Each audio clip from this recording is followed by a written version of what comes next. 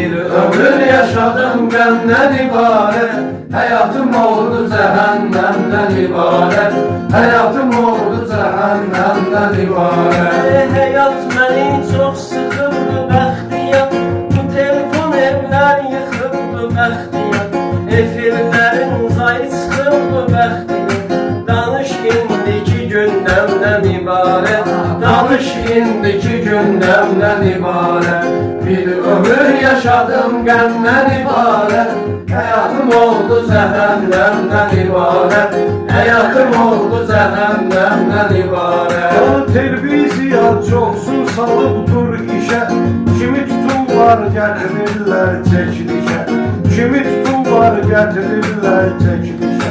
Kadın katır kişi de çıkır verilişe, hayat buyur hoş gedenden ibaret, Hayat değil hoş kalemden ibaret. Bir ömür yaşadım gemden ibaret, hayatım oldu cehennemden ibaret.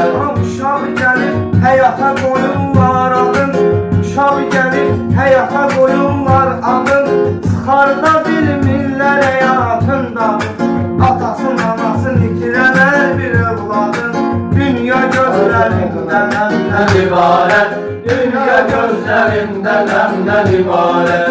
Bir ömür yaşadım gemden ibaret, hayatım oldu cehennemden ibaret, hayatım oldu cehennemden ibaret. Biri günahsız o biri ittihamçısı, məzlumu əzdi zalimin kamçısı, İmamlar peygamberin davamçısı, sayıların 14 Rəqəmdən ibaret, sayıların 14 rəqəmdən ibaret.